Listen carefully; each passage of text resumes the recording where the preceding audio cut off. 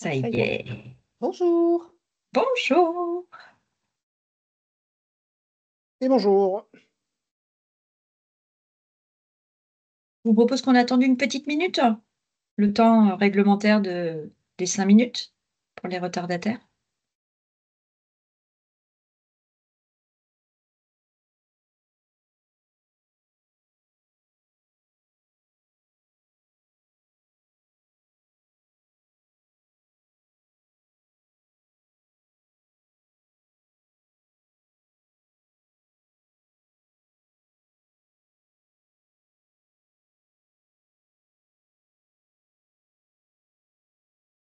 On devrait prévoir des musiques d'ambiance. Oui, c'est vrai.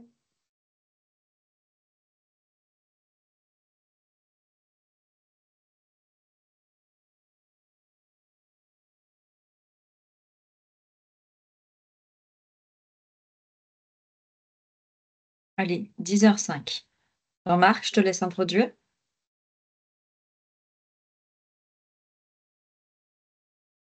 Pardon. Donc, du coup, bonjour à toutes et à tous. Merci d'être là ce matin pour ce sujet très précis, pour ne pas dire d'expert sur les questions d'INS. Donc, vous le savez, en Vaguin, on a un gros sujet aujourd'hui d'alimentation.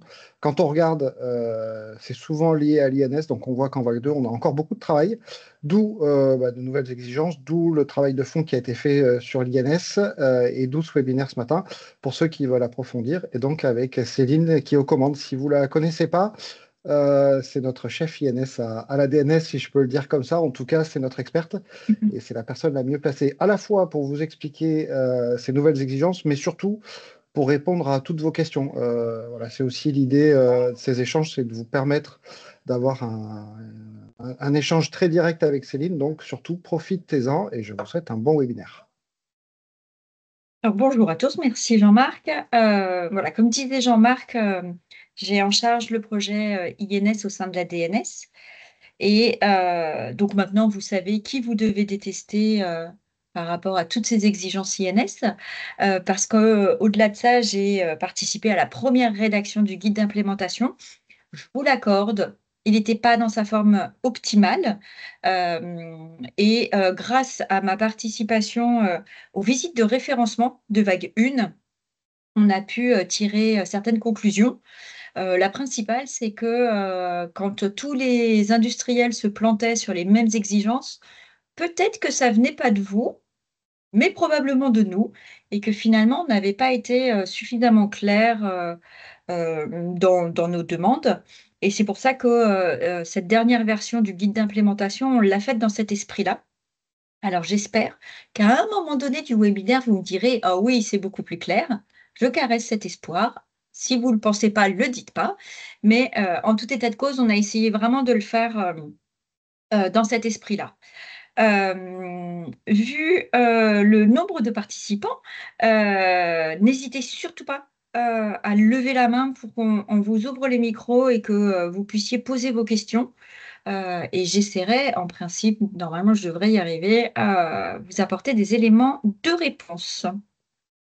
Allez, c'est parti.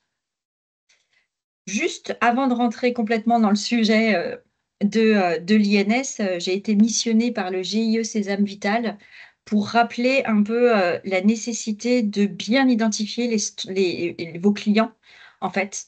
Parce que, en vague 1, on a eu quand même un certain nombre de, problématiques avec, des difficultés pour, recouvrir les financements dans le cadre du Ségur parce que, on n'arrivait pas à identifier, la structure et du coup l'ASP, ne voulait pas, donner l'argent.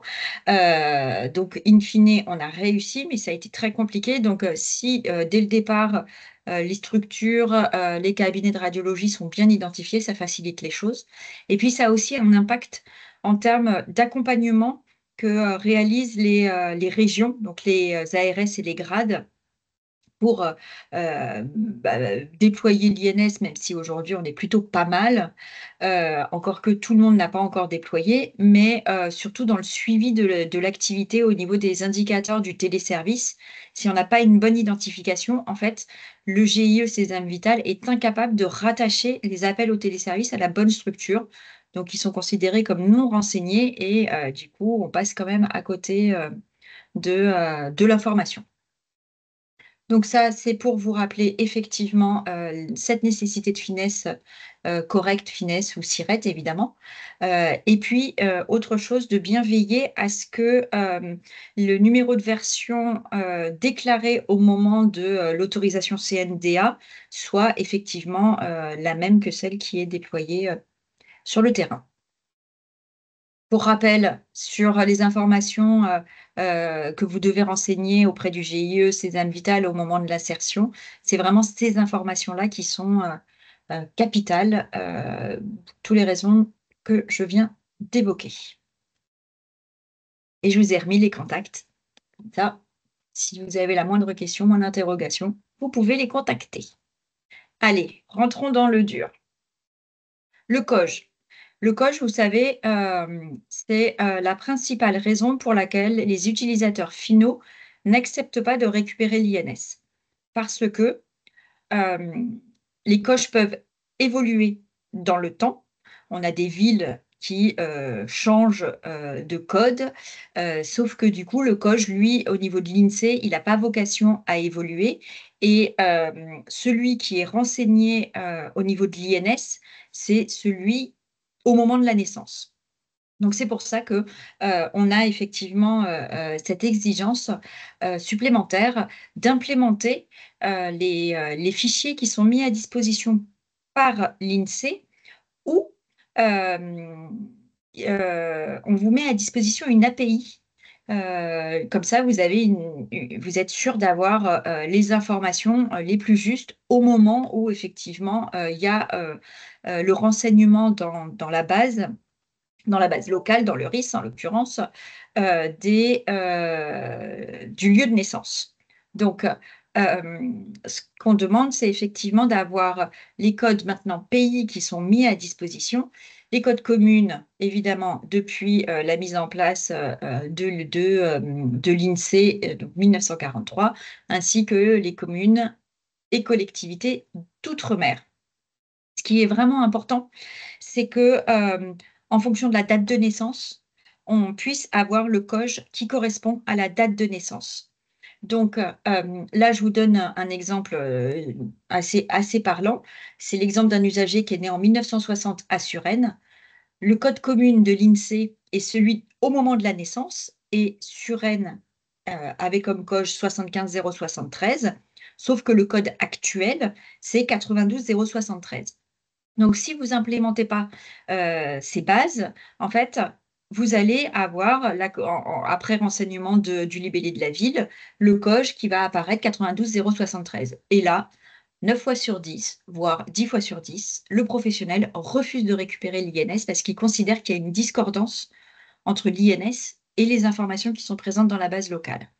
Donc, c'est pour ça qu'on demande effectivement à ce que le COJ soit déterminé en fonction de la date de naissance. Autre chose, on a permis en vague 1, lorsque l'utilisateur final n'avait pas accès au lieu de naissance, qu'il puisse renseigner dans le libellé de la ville inconnu ou quelque chose comme ça, que ça génère automatiquement le COJ 99 999. Donc ça reste tout à fait possible. Pour autant, on a observé dans les versions qui étaient déployées, malgré le fait que le référencement n'avait pas observé cette pratique, que ce COJ était renseigné par défaut à la création d'une identité. Donc ça, c'est à proscrire. Pour la simple et bonne raison que, on va le revoir tout à l'heure, mais ça, vous le savez déjà, c'est que pour appeler le téléservice, en première intention, on n'a pas besoin du COJ. Mais si le téléservice ne trouve pas d'identité, il va y avoir une interrogation avec ce COJ. Si le COJ est renseigné 99 999, aucun intérêt, ça n'apportera aucune plus-value. Donc, l'idée, c'est que le professionnel, l'utilisateur, la secrétaire qui est en face du patient, recueille bien le libellé de la ville. Et du coup, il ne faut pas induire par défaut le 99 999. C'est une possibilité, mais ça ne doit pas être systématique. C'est vraiment dans les cas où on n'a pas accès à l'information. Or, en principe, le patient, quand il est présent, est en capacité de donner son lieu de naissance et lorsqu'il présente un document d'identité, eh ben, le lieu de naissance est précisé aussi. Ça, c'est une aide à la compréhension parce qu'on se rend compte que les secrétaires savent pas forcément ce qu'il y a derrière les statuts. Donc, on a pensé effectivement à mettre quelque chose du type tooltip sur le statut et d'indiquer les actions à réaliser.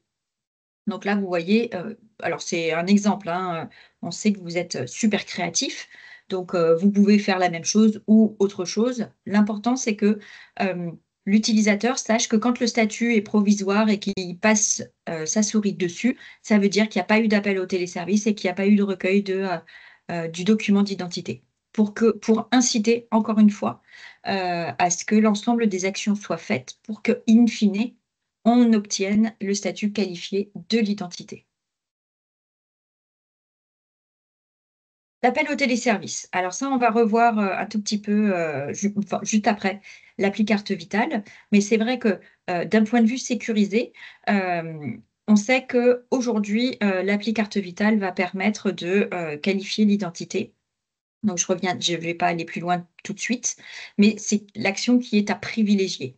Ensuite, c'est l'appel par carte vitale. On sait que quand les professionnels appellent le téléservice par carte vitale, bon, il n'y a pas de sujet, on récupère l'INS.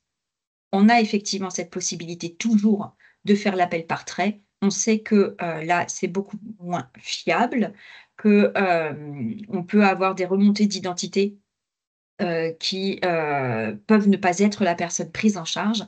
Donc, il faut vraiment privilégier l'appli carte vitale, la carte vitale et, le cas échéant, effectivement, l'appel par trait. Ça, je vous le disais tout à l'heure, les traits nécessaires à l'appel au téléservice en première intention, c'est avec le nom de naissance, premier prénom de naissance, date de naissance, sexe.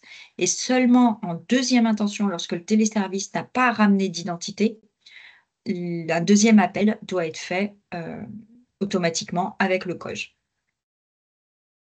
Sur l'écran de comparaison, en fait, l'utilisateur doit pouvoir modifier dans cette interface-là, pardon, les traits d'identité, typiquement modifier le COJ, sans qu'il ait forcément besoin de revenir sur la fiche du patient, enregistrer les traits et refaire un nouvel appel. Ça, c'est vraiment quelque chose qui est remonté fortement du terrain pour faciliter cette interrogation auprès du téléservice. L'appli carte vitale. Alors, si vous suivez l'actualité, et j'en doute pas, vous savez que depuis le 1er mars, en fait, mi-mars, pardon, il est possible partout sur le territoire d'installer l'appli carte vitale à partir du moment où on a la dernière génération de la CNI. En fait, et par contre, le déploiement se fait toujours classiquement comme il a débuté si on a d'autres versions de la CNI et du passeport ainsi que titre de séjour. Pour autant, on a une explosion des installations puisque en un peu plus de 15 jours, on est, je crois, à 170 000 ou 180 000 téléchargements. Donc ça, c'est vraiment top. Alors que je vous explique en fait l'avantage de l'appli carte vitale.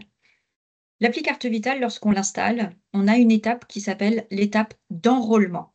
Cette étape d'enrôlement, en fait, elle combine à la fois l'étape d'appel au téléservice plus la mise en cohérence avec le document d'identité. Si tout est cohérent, l'application est installée. S'il y a une discordance, il y a un traitement évidemment informatique pour vous essayer de comprendre. Il y a un traitement humain pour essayer de comprendre pourquoi.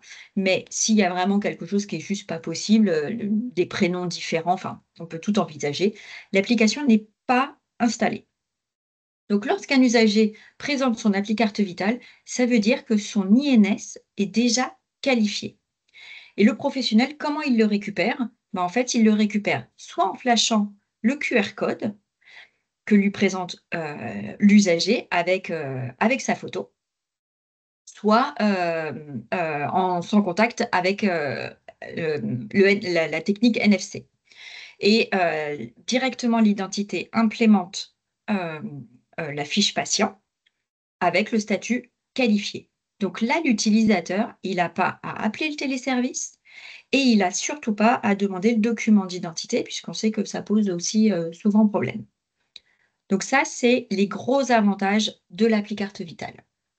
Ce que précise le guide d'implémentation de l'INS, c'est que en fait, vos clients, ils peuvent, s'ils ont une activité, à risque, des populations sur lesquelles, le niveau de fiabilité, peut être remis en question, demander un paramétrage pour que l'identité soit, considérée comme récupérée et que la qualification soit faite comme aujourd'hui avec un document d'identité.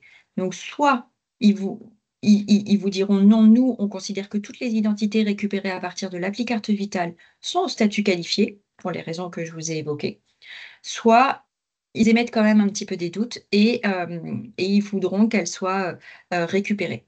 Donc, il y a la nécessité effectivement de proposer ce paramétrage. Après, très honnêtement, je pense que la plupart des clients, voudront que l'identité, soit qualifiée et au niveau du ministère de la santé, nous, on est plutôt favorable à cette qualification, parce qu'on considère que le risque de mauvaise attribution d'une INS est quand même, quasi nul et c'est quand même ce qui nous importe le plus. Alors, on a mis en place des mécanismes de qualification. Aujourd'hui, on sait que, parfois, les secrétaires savent qu'il y a l'appel au téléservice, récupèrent ou récupèrent pas l'INS et ça s'arrête là. Donc on a envisagé effectivement ces mécanismes. Alors, on va prendre le plus simple, l'appel par carte. Donc, lorsque, l'appel, au téléservice est fait à partir de la carte vitale et que l'INS est trouvé, on peut alors je vais vous montrer où je suis, ce sera plus simple. On peut considérer que si on a une correspondance parfaite entre les traits locaux et l'INS, y compris le matricule INS et le numéro de sécurité sociale, il y a, une implémentation qui se fait automatiquement, sans action volontaire de l'utilisateur.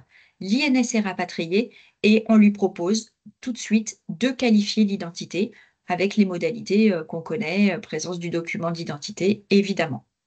Si toutefois on n'a pas de correspondance parfaite, mais partielle.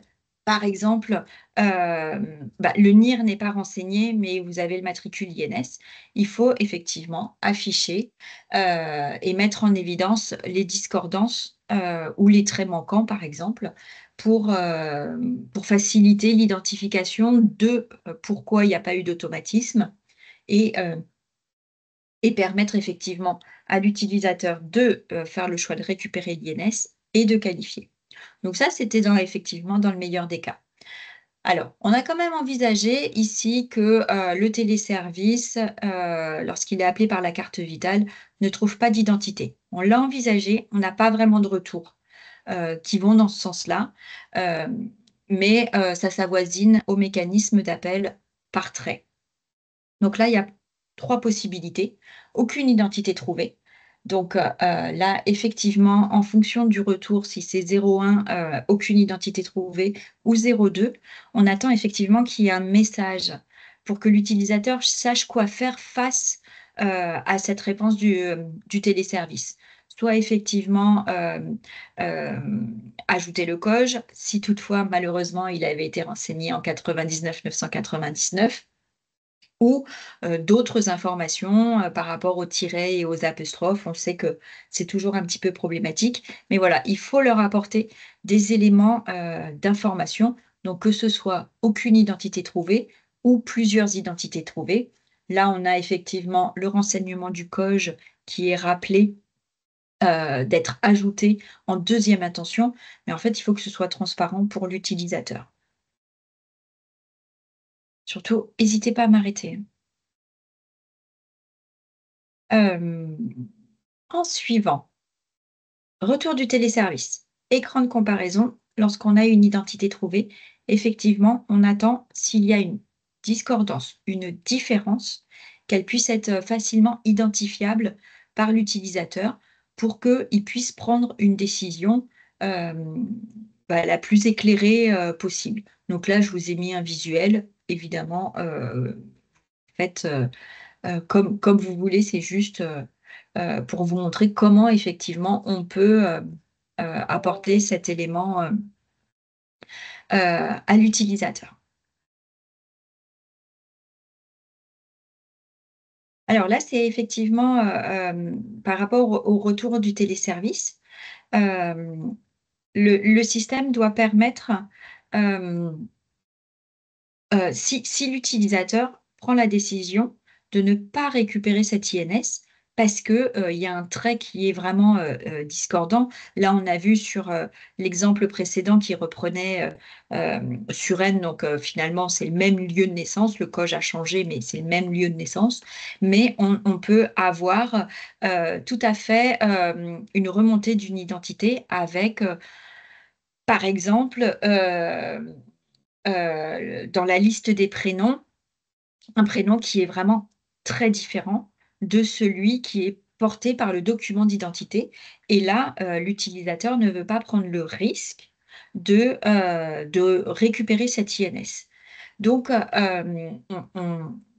on a pensé effectivement pour qu'il y ait un retraitement dans un second temps, que lorsque le professionnel rejette l'INS, ne la récupère pas, qu'il y ait, un système de, liste de travail qui soit généré pour lui permettre dans un second temps de se repencher sur cette identité et pourquoi pas réussir à récupérer, l'INS parce qu'on sait que les secrétaires, elles ont quand même, pas énormément de temps, et traiter ça en front office, parfois c'est compliqué. Donc on envisage qu'il puisse y avoir un retraitement a posteriori, mais si du coup il n'y a pas de liste de travail, enfin moi j'imagine mal, les secrétaires reprendre la ligne tous les patients venus ce jour-là pour un examen d'imagerie, et voir, là où il y a eu un problème. Donc le fait d'avoir cette liste, de travail leur permet d'identifier les identités sur lesquelles elles doivent, réintervenir. De la même manière, vous savez qu'on est forcément de plus en plus exigeant sur, les taux de qualification, des identités dans les files actives. Parfois, l'INS n'est pas récupéré ou la qualification n'aboutit pas pour différentes raisons et en fait, il faut leur permettre de justifier ça. Parce que vous vous rendez bien compte que quand on va aller voir un cabinet de radiologie, s'il nous dit, «J'ai, 60 d'identité qualifiée», bon, ça nous paraît encore un peu en deçà de ce qu'on voudrait. Donc, il faut qu'on comprenne, pour pouvoir leur permettre d'avoir un bon accompagnement de pourquoi ils ont, ce taux de qualification. Donc là, effectivement, on a proposé un certain nombre de, motifs de non-qualification. Hem, on a ajouté un autre, mais, c'est vrai que, ce qu'on attend, c'est qu'il y ait au moins les 3 premiers qui soient proposés pour qu'on ait une homogénéité, hem, pardon, pour l'ensemble des outils, pour que ce soit le plus facilement, exploitable.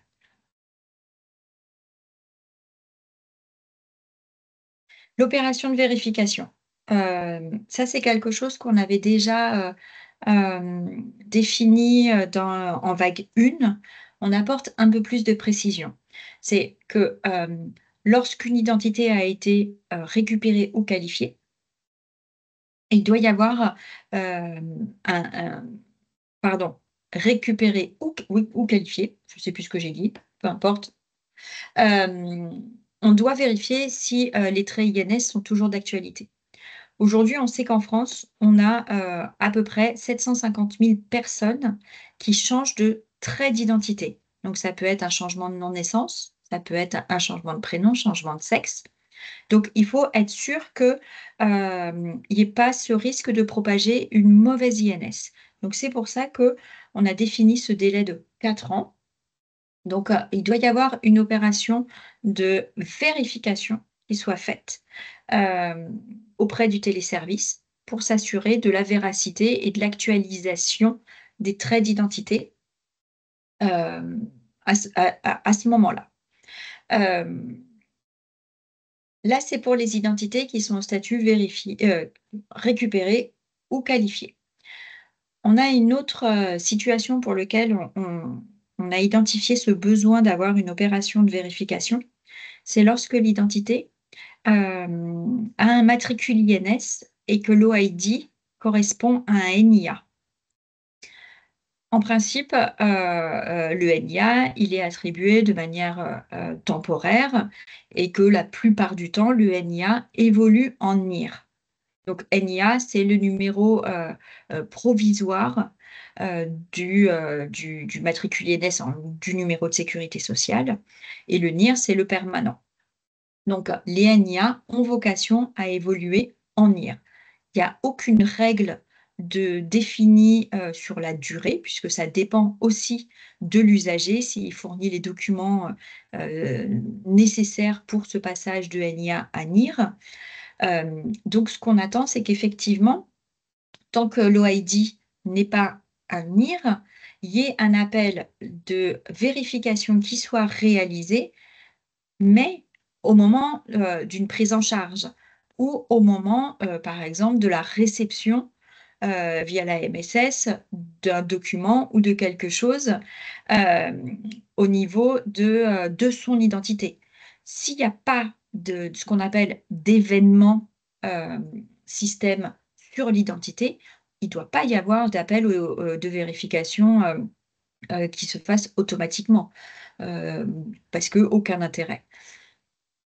Donc l'objectif, c'est effectivement de mettre à jour l'OID, s'il a évolué, plus ou moins le matricule INS, on va dire plutôt moins que plus, pour la simple et bonne raison que ce qu'on observe et ce qu'on sait, c'est que le matricule INS, entre le NIA et le passage en NIR, évolue très rarement. Sauf si effectivement il y a des informations notables, par exemple sur le lieu de naissance qui a changé après réflexion. Voilà sur ce sujet. Contrat de confiance. Alors, en fait, on a défini un petit peu, de manière plus précise le contrat de confiance qui était déjà présent en vague 1, mais pour lequel là, on a vraiment, affiné les choses. Alors, ce qu'on a défini, c'est qu'effectivement le contrat de confiance, pouvait se mettre en place entre 2 entités à partir du moment où on n'avait pas accès au patient ou, je vais vous donner le cas qui peut le plus correspondre à l'activité des RIS. On a par exemple des établissements qui n'ont pas de service de radiologie propre, mais qui ont sur leur site un cabinet de radiologie privé, mais pour lequel il y a effectivement, par exemple, le patient est transporté de l'établissement vers le cabinet de radiologie qui est sur le même site, mais pas sur la même entité juridique. Et du coup, là, on a considéré que l'identité qui était créée par l'établissement et transmise au RIS pouvait bénéficier de cette transitivité de l'INS. La transitivité de l'INS, en fait, c'est essentiellement le fait que là, le cabinet de radiologie, qui ne va pas avoir accès aux documents d'identité, puisque le patient, quand il est hospitalisé, il ne se balade pas avec son document d'identité, en fait, le RIS puisse bénéficier de du statut validé qui a été obtenu dans l'établissement. Donc, c'est une facilitation, en fait. C'est pour que l'examen radiologique puisse qualifier l'identité sans pour autant avoir accès aux documents d'identité. Dans la précédente version du guide d'implémentation, on avait effectivement défini une opération de récupération, une opération de vérification du téléservice qui devait être réalisée par le récepteur. Là, on a un petit peu fait évoluer les choses. C'est obligatoirement une opération de récupération. Le cabinet de radiologie, avec les traits qui lui ont été transmis ou communiqués, fait un appel de récupération. Si effectivement on a une seule identité trouvée, on récupère l'INS. Et comme elle a été transmise qualifiée, le professionnel aura juste à cocher tiers de confiance pour accéder au statut qualifié. Je verrai à la fin si vous avez des questions. Sauf s'il y en a dans le chat, mais je ne suis pas sûre. Il n'y en a pas pour l'instant. Super, super. Je ne sais pas si c'est super. Et ça, c'est toutes les autres précisions, effectivement, qui ont évolué dans cette nouvelle version, où on a été un petit peu plus exigeant en termes de traces d'accès au téléservice. Alors, considérant que vous êtes pour la plupart, voire tous référencés vague 1, en principe, il n'y a pas de delta important sur les traces. Mais pour autant, on a été plus précis. De la même manière, on a vu, malgré le référencement, en vague 1, des solutions qui implémentaient automatiquement les champs non utilisés et prénoms utilisés à partir des traits stricts, nom de naissance et premier prénom de naissance. Aucun intérêt. Donc ça, c'est quelque chose, c'est une pratique qui est à proscrire. Ça n'a aucun intérêt. De la même manière, on a vu des barres multicritères, un peu en mode Google, où on renseigne les traits d'identité et il y a une recherche qui est faite pour retrouver l'identité. Alors, cette modalité, elle est vraiment à proscrire. Ce que nous, on a considéré comme acceptable, c'est qu'il était possible de faire une recherche sur cette barre à partir du moment où le professionnel sait sur quel trait d'identité il va interroger la base pour voir si l'identité elle est présente dans la base locale. Donc, si il fait une recherche sur le nom, le professionnel doit être sûr qu'il interroge sur le nom. Sachant que ce qui est quand même préconisé, c'est que la recherche d'antériorité doit se faire à partir de la date de naissance en priorité. Et ensuite par le nom si trop d'occurrences. Donc de la même manière, l'utilisateur doit savoir sur quel champ il interroge donc le système. Les traits d'identité doivent être sans équivoque. Quand le retour est le nom de naissance, on doit savoir que c'est sur le nom de naissance comme sur le nom utilisé, et la même chose pour l'ensemble des traits.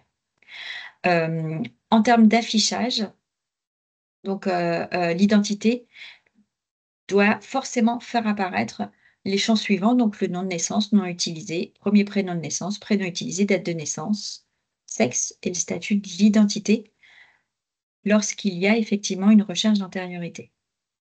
Ensuite, la sélection par défaut d'un dispositif à haut niveau de confiance ou son équivalent ne doit pas être précoché, en fait. On a vu chez certains éditeurs qu'à la création de l'identité, on avait le document d'identité qui était coché par défaut. Ça, c'est pas possible. Cette coche, elle doit être réalisée dans les faits si le professionnel a bien vérifié l'identité à partir d'un dispositif à haut niveau de confiance. La liste des traits d'identité présents en première page d'un document a été définie ainsi que celle des pages suivantes, où on est évidemment beaucoup moins exigeant.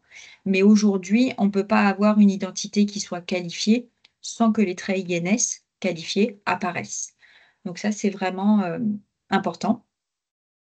Et évidemment, dans un même domaine d'identification, on ne doit pas avoir de doublon de matricule INS présent. Donc ça veut dire qu'il y a un mécanisme lorsqu'il y a l'attribution du matricule INS qui est fait sur une nouvelle identité. Il doit y avoir un mécanisme pour s'assurer qu'il n'existe pas déjà une identité avec ce matricule INS.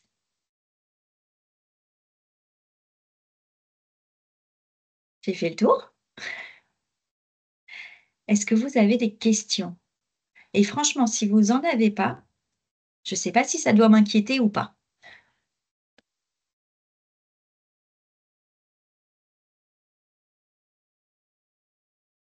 Alors, je vais finir par m'inquiéter. Vous avez aucune question?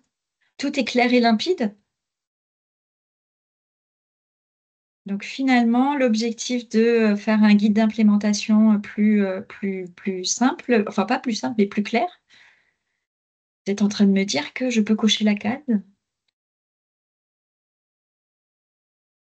Alors, quelqu'un est en train de poser une question dans le chat et quelqu'un a levé la main. Donc, ça y est, ça vient. Tout est parfait! Ah, Oh, vous voilà. êtes Mais on a une adorable! main levée. Marine a levé la main. Est-ce Je vais qu'on vous peut permettre. ouvrir le micro de Marine? Je ne sais pas si moi je peux le faire. Ah, moi je peux le faire. Non, je ne peux pas le faire. Autoriser le micro. Alors maintenant, il faut que vous l'ouvriez Oui, en haut. Voilà, ça y est, super. on va y arriver. Bonjour, Marine Gédor, je suis du Gras de la Réunion. Alors, il y a eu un petit instant où j'ai été coupée, mais peut-être que ça a été dit. Au niveau des retours du téléservice, nous, on a des soucis d'homonyme à la Réunion. Ouais. Et Oh bah oui, vous m'étonnez pas à la Réunion, c'est connu. Et surtout que, en fait, le problème aujourd'hui, c'est que lorsqu'on a les résultats du téléservice INSI, des appels, même quand Mm. c'est avec carte vitale d'ailleurs, on ne voit pas les numéros de sécu qui s'affichent. On a nom, prénom, date de naissance.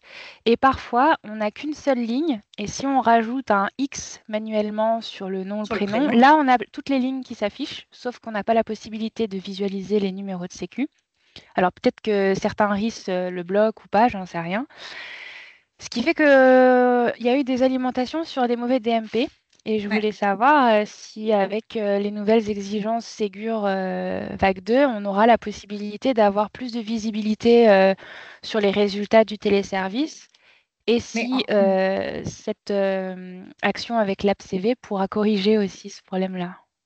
alors, déjà, avec l'AppCV, plus de problématique puisque plus d'appels au téléservice. Déjà. C'est ce que j'ai Donc, compris, ouais. voilà, donc ça, c'est top. Il n'y a plus cette étape-là. Après, si je comprends bien, ça veut dire que quand il y a une identité qui est remontée par le téléservice, vous n'avez pas le champ matricule INS? Non, non, non. Ah, ça, c'est pas, ça, c'est une non-conformité, hein. C'est une Donc ce serait non-conformité, le mais même RIS qui vague serait une, non hein. conforme? Ah oui, Ok. ah oui, Parce que parce que du le coup, cette téléservice, structure-là, Hmm, pardon, je vous laisse, allez-y. allez-y. Non, c'est la même structure à chaque fois qui a impacté, donc c'est et en gros, bah, le premier cas qu'on a eu, c'est que c'était une patiente de Toulouse qui avait été qualifiée alors qu'elle est jamais venue à La Réunion Eh et oui. là, aujourd'hui, on a le même problème avec un patient de Marseille qui est jamais venu, et Sauf tout que, ça parce qu'on voit pas le numéro, de sécu ouais, mais et vous avez le après pour COJ. déqualifier, Il y a le non, COJ. Qu'est-ce qui apparaît en fait? nom, prénom, date de naissance. C'est pas possible. Par contre, une fois qu'ils ont sélectionné l'identité, là, ils voient tout, mais après, il faut tout déqualifier. Enfin, c'est Ouais, tout non, c'est pas enfin, c'est possible. pas très ergonomique, quoi. Pas du tout même. T'es en C'est le mute, mail que je t'avais Jean-Marc? envoyé, Jean-Marc. Oh, t'es toujours en mute, Ton... Jean-Marc, hein? Pardon, ouais, il faut appuyer sur le petit bouton. Hmm. Non, mais effectivement, par contre, je pense pas qu'on parle d'une non-conformité Ségur, c'est-à-dire que le point, il est bien traité. Par contre, en termes d'ergonomie, c'est largement insuffisant, quoi, on est bien d'accord. On revoit après, alors du coup, pas dans le webinaire, mais par rapport à l'éditeur, ce qu'on fait et comment on interagit avec lui. Ouais. D'accord. Est-ce que tu veux que je te réponde à mon mail et que je te Ouais, donne le nom de l'éditeur, Jean-Marc? Ok. ouais. Mais du coup, voilà, en dehors du webinaire qui en plus est enregistré, Oui, donc voilà. pas Hmm. de souci. Ok, Et du on fait coup, Avec comme ça. plaisir. vous pouvez me mettre en copie. Je vous ai mis mon adresse mail Oui, parce que de toute façon, moi, dans le le premier chat. truc que je vais faire, Oui, c'est de repousser à Céline. Donc, oui, oui, je vous mets en copie du coup. Pas de mais souci. en fait, là, on Merci. est en plein dans le sujet Vague 2, c'est que on a intégré ces concepts-là en Vague 1. Donc, techniquement, ça Mhm. fonctionne. Mais en termes d'usage, c'est pas satisfaisant. On est en plein dans les sujets Vague 2 où voilà, pour nous, l'enjeu, c'est les usages. Après, clairement, un sujet comme ça, si on peut le traiter, on va dire, avec l'éditeur Ouais. très simplement et de façon opérationnelle, bien entendu, on va en discuter avec lui, ouais, bien sûr. Ok, très bien. En tout cas, Merci. En merci fait, pour la ça question. c'est C'est aussi ouais. l'idée de ces échanges, c'est voilà, de pouvoir mettre le Mm. doigt sur Craquer. ces aspects, ouais, ces aspects très terrain qu'on ne voit pas forcément, mais c'est important qu'on en ait connaissance. Du coup, merci. Là, je vous ai réaffiché. En fait, c'est ça, c'est ce qui est attendu Mhm. sur évidemment les couleurs, aucune exigence, mais on doit avoir cet affichage euh, des traits. Après, sur le fait que le téléservice renvoie pas la bonne identité, on a une explication. C'est que c'est sur l'urbanisation du téléservice actuel, puisque le téléservice, en fait, il est basé sur deux bases. Ouais, c'est ce Une, que mon référent Identito m'a mais expliqué. oui, sur le RFI et l'autre sur le SNGI. Et c'est vrai qu'en première intention, l'interrogation se fait sur le RFI. Et s'il trouve une identité, en fait, il la remonte sans interroger le SNJ, voir s'il y a une autre identité. Alors, on a un projet qui va aboutir, pas tout de suite parce que ça prend pas mal de temps, où on aura une seule base unique et du coup, on n'aura plus ces problématiques-là. Ah, cool. Ok, d'accord. Ouais. Bon, Et pas j'ai une tout de deuxième suite, hein. question. Bon, là, c'est un peu plus personnel, ça me concerne moi. En fait, je me suis rendu compte que dans mon troisième prénom, il y avait une erreur sur ma carte d'identité et passeport. Mhm. Mais, et que du coup, sur le téléservice, bon, mon identité est correcte. Mm. Mais je me demande si c'est pas à cause de ça, j'arrive pas à activer l'app CV. Est-ce que c'est Ah, lié ou c'est pas? possible. Ah oui, Parce qu'en parce fait, qu'en mon fait, troisième prénom, au lieu l'app d'avoir CV, un Y, c'est un I ouais. sur ma carte d'identité. Alors, en fait, l'app CV, dans les traits de comparaison, il Mhm. enlève tous les espaces, virgules et apostrophes, et il fait une comparaison de la chaîne de caractères. Ah. Et du coup, s'il y a une différence, eh ben, ça ne peut pas marcher. Euh, donc, Je Mary, dois refaire ma carte. ouais. Après, c'est Ok. l'occasion de faire la dernière version. Bah justement, j'avais fait la dernière version il y a 1 an et demi, 2 ans. Mais souvent, ils se trompent. En fait, c'est Evelyne le prénom. Et des fois, il y en a, ils mettent des I alors que c'est écrit Y. Ouais, ouais. Mais sur C'est pour France ça. Connect, etc., je Ouais. suis bien Donc, certifiée. donc l'INS est bonne, puisque France Connect prend les mêmes traits que l'INS, ceux qui sont issus de l'INSEE. Ok. Bon, bah au moins, je sais ce que je dois faire alors. Ouais. Ok. Bah merci. C'est tout Je bon vous en pour moi. prie. Est-ce qu'il y a d'autres questions? Alors, je vous ai mis j'ai mis mon adresse mail. Euh, c'est pour tout le monde, hein.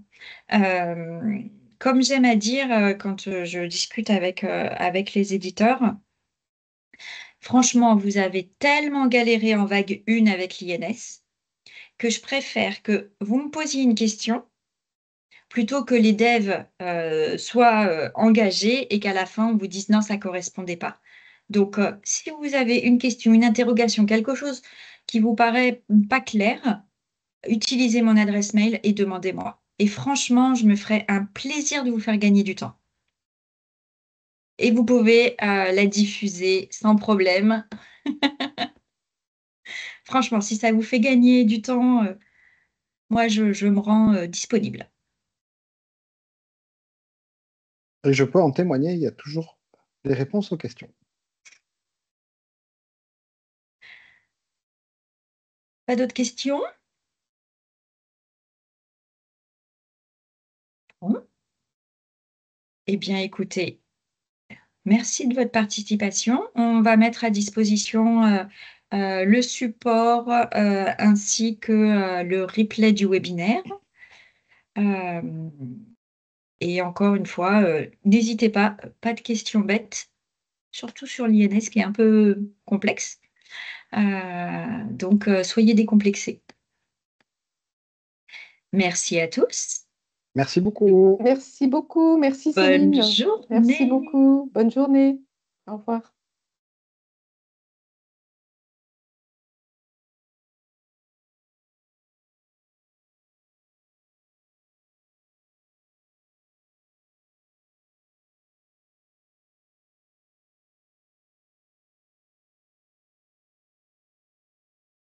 Alors, Alors, c'est bon, j'ai viré le dernier.